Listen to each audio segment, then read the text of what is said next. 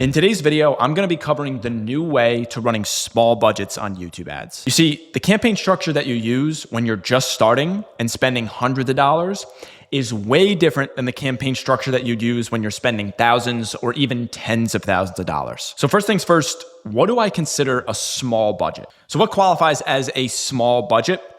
Anything from $20 to $50 a day or less, anything like $600 to $1,500 per month is considered a small budget. Anything less than $20 a day, you're basically just throwing money at nothing, and you're just not going to be profitable if you're running any sort of demand gen video campaign. And what's important to understand is these accounts require a completely different budget and campaign structure than higher budget accounts when you're spending $100, $200, $300, up to $1,000 a day. So for the campaign structure of these small budgets, you're going to want to focus on lead generation campaigns. They're the go-to choice. And you're going to want to choose broad geographic areas like the entire metro area of a specific location and not just a certain neighborhood with a 1 mile radius. And the objective is lead generation or conversions as well. So let's just hop into the ad account right now and I'll show you what that looks like. So for your campaign objective, you'll choose leads, then you'll click continue, add a conversion goal, and then you'll choose demand gen for the actual campaign type. Okay. And then let's just go down to the targeting, location targeting, and this is where you get to target a location. So what I was talking about before is let's just use upstate New York for the example, okay? If you're targeting Poughkeepsie, New York, this is a place I was born, around this area, 131,000 people.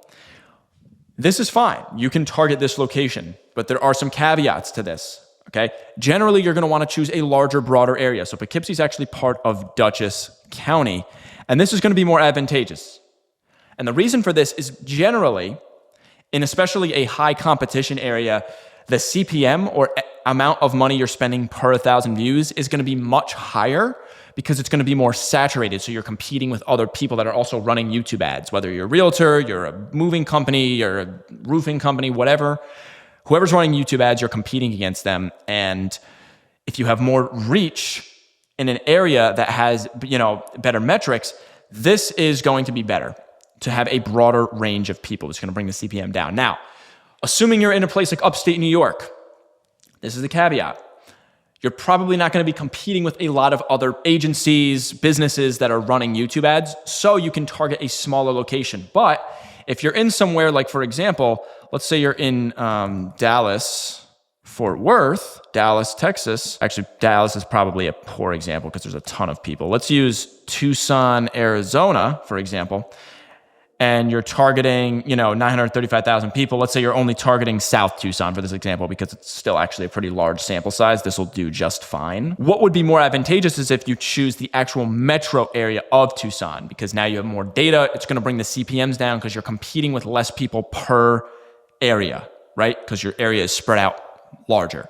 So in a general sense of a more populated area, just like I said, using a broader targeting is going to be more important comparative to a smaller location, unless you have a location that is going to be less competitive and not as popular. Now, as far as the targeting strategy goes, there are two different targeting types that I use. There's custom segments, and then there's in-market audiences. And both of these do slightly different things. So in-market audiences on the right here are basically Google's pre-built audiences that are based on keywords, certain demographics, psychographic data that Google deems as someone who's in your specific market. Hence in market, right? But you don't have any flexibility to choose those types of keywords. However, Google's AI has been learning a lot faster more recently, and it's exponentially been growing. And I typically recommend to start, if you don't have a large enough budget, with in-market audiences, and then move into custom segments, which is basically in-market audiences, but the ability to actually manually input keywords, interests, websites people have been searching that are relevant to people that are searching in your market. And what you can do if you have enough budget, like $30 to $50 a day, you can stack multiple audiences. And if you have like $20 a day, sometimes you can split the campaigns. It's going to be circumstantial based on the area and a couple other factors. But generally, what you can do is stack these specific targeting strategies and use them both. Typically, if you have to choose between one or the other, start with in-market since it's a little bit more broad. But that looks like something like this. So we hop on into the ad account, we go into the audience section, and as you can see, interests and detailed demographics here, we could do something for sellers, you can do homeowners, and then you can also do something like purchasing a home soon. And these are two really good audience types for sellers and a specific in-market audience.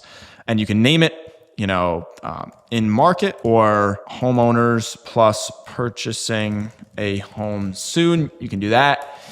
And that's basically in market. Very simple, as you can see here. Now you can also stack on top of that and use custom segments. So something like that would look like this. So people with any of these interests or purchase intentions, this is considered custom segment, and this is custom affinity right here. So people who searched any of these terms on Google, right? I typically tend to go a little bit more broad with this and type in things like sell my home fast.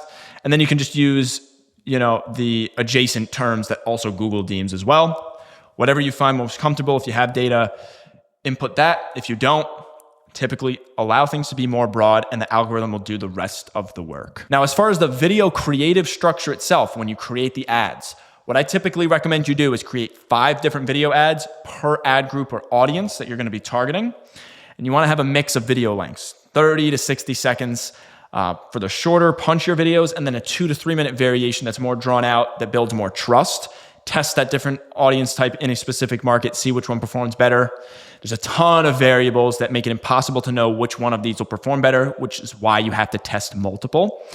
And just for some winning creative categories across the board that tend to work better, you can do unique mechanism, have client case studies, or a problem solution structure. And these 3 are the winning. So you can take a screenshot of these. Basically, unique mechanism is just what makes your service different. Obviously, client case study is just how you helped X person achieve Y in X time frame, or Z time frame rather. And then a problem solution is just like, you could even combine that with a case study, like my previous client experienced this and this is how he solved it. And so now moving forward from this, what you'll want to do is test multiple variations of the winner. So let's say you have a core message that wins. Let's say you're doing new construction and you talk about incentives, right? And that's the winning offer in your area. And you have a hook that's doing really well, but the other ones maybe are not performing as well. You're going to want to create, let's say, for example, in this scenario, different hooks with the same message talking about incentives. So let's say your first hook, what the winner was thinking of selling in your city. You can create variations of that winner for things like home values in area just hit record highs, or why buyers are choosing X neighborhood, right? And then from there, you can choose a winner and go down that sequential order from there. So for example, this is my client Brian here, who's doing new Las Vegas home buyers. Here is exactly what it looks like. Las Vegas home buyers. If you've been waiting on a deal for a new construction home, now's the time to pay attention. Builders across the valley are under pressure to get rid of inventory fast. You get the point. So that was the hook, right? And now this is the hook from the other one. Interest rates too high? Vegas builders are literally buying down your rate for you. Builders across the valley are under pressure to get rid of inventory fast. You get the, so we had a winner. And then from there, after we had the winner, we then created variations of that and went from there. And then finally, what you're going to want to do is have a creative refresh strategy. You're going to have low performers. It's just part of marketing. And you want to replace these weekly. You want to have seasonal content, for example, with market updates, holiday messaging when seasonal updates come around. And then also you can talk about trending topics, so interest rate news, market shifts, local developments, whatever's trending at that time. Anything that you can do to refresh the creative strategy and keep it updated, relevant to the current time.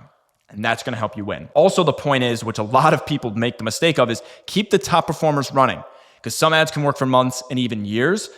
And other people literally pause all of them and just start new ones, afraid that, that one's going to fall out of KPI or whatever. Always make sure winning ads stay running until they fall out of KPI, key performance indicator. Let's say your max cost per lead you can afford without or while still being profitable is $90.